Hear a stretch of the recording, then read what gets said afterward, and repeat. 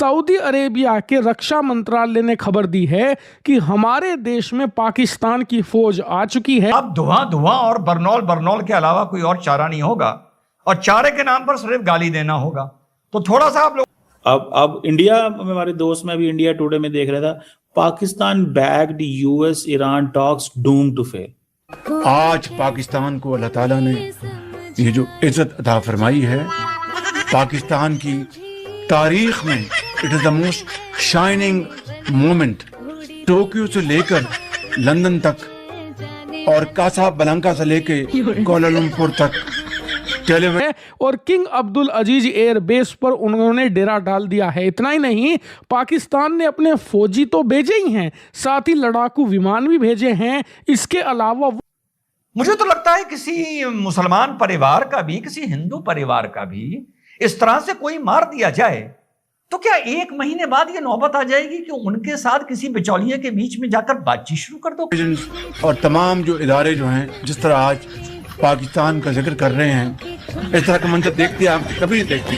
I mean, working with Islamabad is like asking a pickpocket to hold your wallet while you tie your shoes. Doesn't make a lot of sense. Pakistan has changed forever. I'm telling you. जिसे दुनिया इज्जत to fail, इन्होंने तो मुक जाना, इन्होंने तो कख नहीं रहना पाकिस्तान। मतलब आप मुझे ये बताएं, इन टॉक्स का किसको फायदा है? यार सबको ही फायदा है। से बोरिया बिस्तर लेकर भागेंगे। लेकिन जो बात जानकर आपकी हंसी नहीं रुकेगी वो ये कि इसी पाकिस्तान ने इसी युद्ध में सऊदी अरब का मुंह पिटवाने का पूरा इंतजाम कर लिया था। कैसे?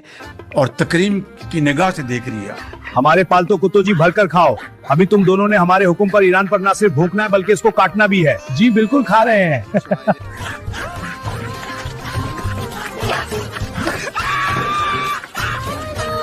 नमस्कार दोस्तों, पाकिस्तान की दलाली की पोल खुल गई है और इतनी ज़बरदस्त खुली है कि अगर सऊदी अरेबिया ने थोड़ी समझदारी ना दिखाई होती तो सऊदी अरेबिया पूरी तरह पिट चुका होता। सऊदी अरेबिया को पाकिस्तान के डिफेंस मिनिस्टर ने, पाकिस्तान ने पूरा चढ़ाया था कि भाई तुम हमला करो, ईट से ईट बजा दो ईरान की और हम तुम्हारे साथ हैं, और ये लोग फिर वहाँ पहुंचे ही नहीं। अब जब सीज फायर हो गया है तो पाकिस्तानी फौज पहुंच गई है सऊदी अरेबिया के बेस पे, जबकि अब उनकी जरूरत ही नहीं है। और जैसी अगर लड़ाई दोबारा शुरू हो जाएगी, यहाँ से वापस भाग के पाकिस्तान आ जाएंगे। पाकिस्तान को जो दलाल नेशन बोला गया था, बिल्कुल ठीक बोला गया था, ये एक दलाल नेशन ही है। दलाली देखकर ही अपना काम करते हैं, अपने फैसले लेते हैं। और इनकी फौज जो है वो कोई ऐसी बहादुर फौज नहीं है, वो एक डरपोक फौज जो पैसा लेके कोई भी गंदा काम करती है। जैसे कि इनके डिफेंस मिनिस्टर ने, ख्वाजा आसिफ ने बोला भी था कि भाई हमने बहुत गंदे काम करे हैं अमेरिका के पैसे लेके, डॉलर्स लेके। तो वही इनका इतिहास है। आप क्या सोचते हैं कमेंट बॉक्स में जरूर लिखिएगा। वीडियो अच्छा लगे तो लाइक और शेयर जरूर करें।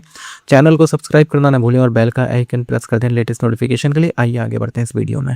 और किंग अब्दुल अजीज एयर बेस पर उन्होंने डेरा डाल दिया है। इतना ही नहीं, पाकिस्तान ने अपने फौजी तो भेजे ही हैं, साथ ही लड़ाकू विमान भी भेजे हैं। इसके अलावा वो अपना पूरा लाव लश्कर लेकर आ गए हैं। मतलब F-16 लड़ाकू विमान, JF-17 लड़ाकू विमान जैसे हथियार लेकर पहुंची है पाकिस्तान की वायुसेना और थल सेना। और फिलहाल इसे तैनात किया गया है किंग अब्दुल अजीज बेस, जो कि ईस्टर्न सेक्टर में मौजूद है सऊदी अरब के, और ये ईरान के काफी ज्यादा करीब माना जाता है। इतना ही नहीं, सऊदी अरेबिया ये कह रहा है कि पाकिस्तान की सेना आने से दोनों देशों की, यानी कि सऊदी और पाकिस्तान की फौज के बीच में कोऑर्डिनेशन हो जाएगा, जिसके बाद दोनों मिलकर सऊदी अरब की सुरक्षा करेंगे और साथ ही स्टेबिलिटी भी लेकर आएंगे सऊदी अरब और उसके आसपास के इलाकों में। वहीं इस खबर के बाद पाकिस्तान के लोग अपनी खुद की पीठ थपथपा रहे हैं कि देखो, हमने युद्ध से पहले सऊदी अरब के साथ एक एग्रीमेंट किया था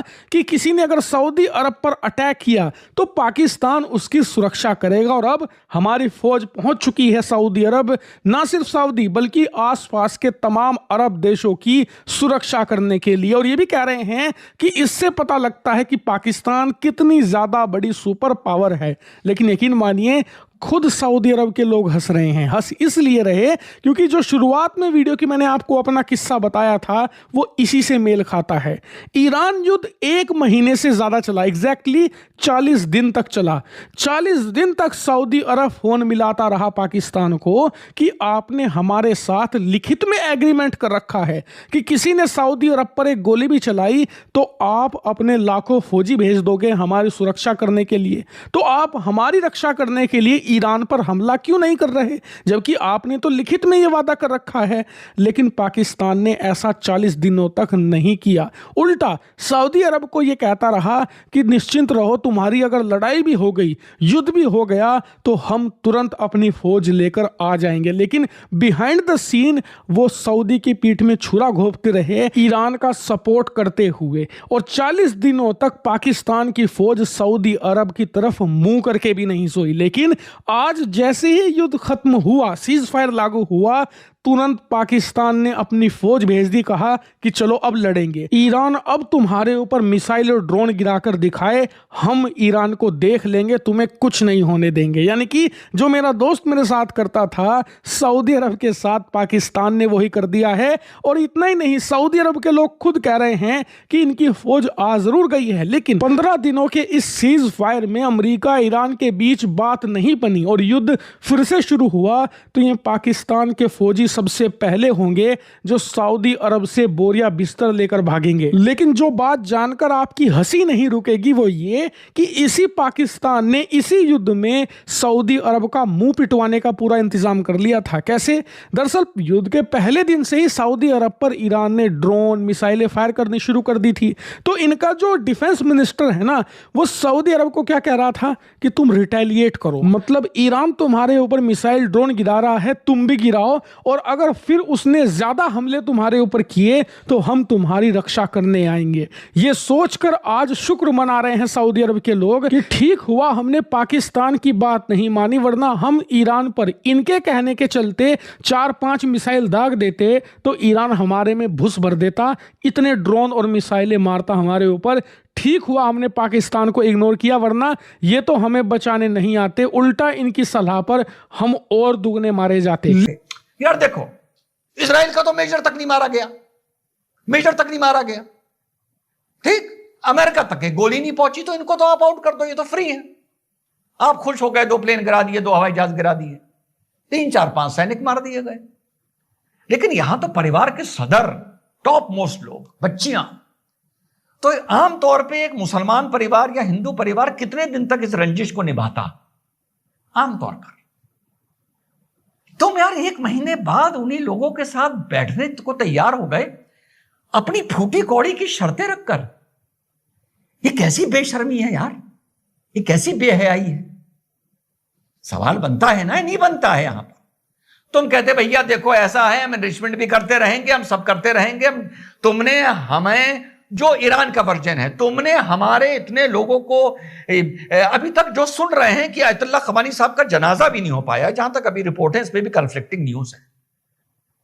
तुमने हमारे सब बुजुर्गों को मार दिया, बच्चियों की हम सीटों पे फोटो लगा लगा के ले जा रहे हैं शांति वार्ता के लिए। अरे क्या बेशर्मी है यार, क्या बेशर्मी है, शर्म करो।